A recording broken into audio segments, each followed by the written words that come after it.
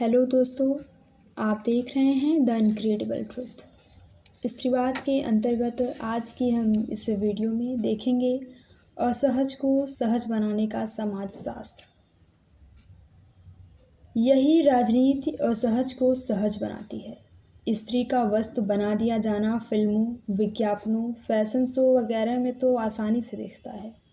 ऐसी बातों में नहीं दिखता जिसकी शुरुआत अक्सर घरों से ही होती है।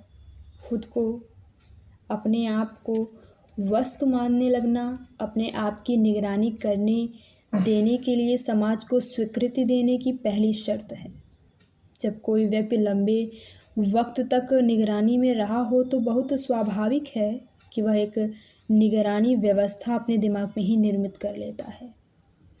स्त्रियों ने सदियां बिताई हैं घर की चार दीवारी के भीतर, पुरुषों और पितृसत्ता की प्रतिनिधि बड़ी बूढ़ियों की निगरानी में, और इस तरह उन्होंने खुद को खुद ही की और इसलिए दूसरों की भी निगरानी में रहने के लिए अभ्यस्त कर लिया है।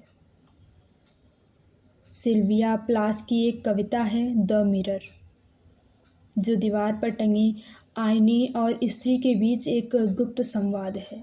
आईना जो कहता है कि न वह पूर्व ग्रहग्रस्त है न ही फैसलाकुन है स्त्री की छवि को लेकर, वह पूरी वफादारी से स्त्री को प्रतिबिंब करता है। वह पूरी वफादारी से स्त्री को प्रतिबिंबित करता है। हर उम्र में अपने अस्तित्व के लिए वैधता पाने की ज़रूरत पड़ना एक पीड़ा है। अपेक्षाओं पर खरा उतरने की तमाम विडंबनाएं कविता की आखिरी पंक्ति में उजागर होकर आती हैं, जब आईना कहता है, मेरे भीतर डूब गई एक युवती और मेरे ही भीतर से उठती है एक वृद्ध स्त्री, रोज बरोज जैसे दारुण कोई मछली। स्त्री की देह टू बी लुक्ड एटनेस, यानी खुद को देखे जाते हुए देखने की अभ्यस्तता से ग्रस्त है।